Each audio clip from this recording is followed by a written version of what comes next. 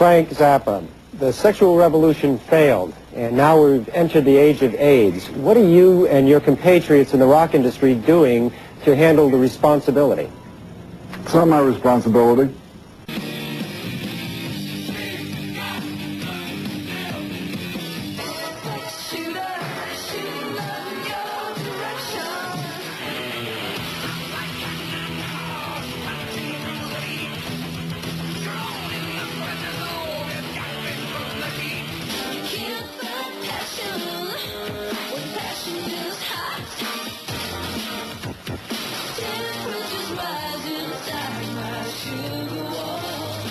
You know, pop music has always driven parents crazy. Now, as a kid, I'd turn the radio up full bore as Johnny Ray wailed "The Little White Cloud That Sat Right Down and Cried." My dad claimed that listening to this over and over again would scramble my brains and render me tepid for life. Soon after came Elvis and Little Richard and Buddy Holly and Jerry Lee Lewis and the Beatles, and with every set, the grown-ups warned of dire consequences to America's young people.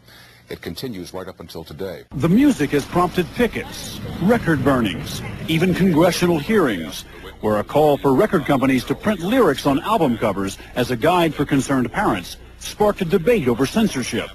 I think it's time, as Frank Zappa was saying, if your kid comes home with an album with a guy with a chainsaw between his legs, you better find out what that music is talking about. If you're 18 years old, it's different, but I have nieces and nephews who are 10, 11, and 12 years old, and they're listening to it. Now, if one 13 or 14-year-old or 15, I don't know how old you have to be to buy it, they get it. They have a bunch of other little kids who listen to it, and they're listening. The issue is, how do we deal with graphic material, lyrics detailing rape, artwork that shows rape that Guns N' Roses has, when it's marketed aggressively to young children at a time when many of them are at risk in our society.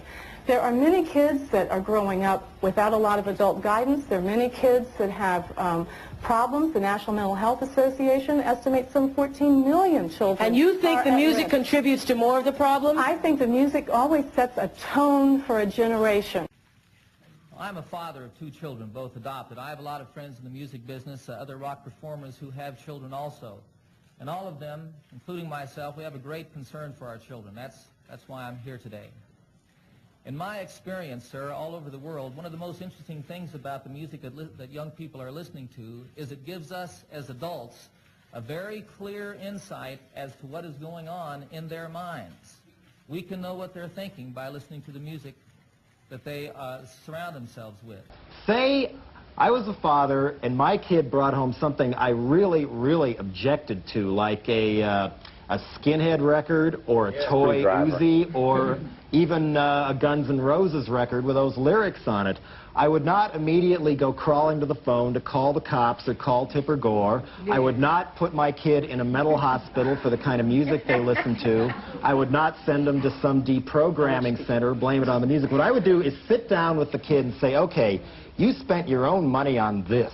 Why? Do you want to let parents guide their kids, or do you want to let the police step in and say, you can't do this? See, parents should say, don't listen to that IT record, and that's the end of it. Parents don't have any control over their kids anymore. But parents need to know that there's racism and that there's abuse of women in the lyrics and the issues. Parents are busy today. 68% of them are working. How many months in the course of the year do you spend on the road, away from home?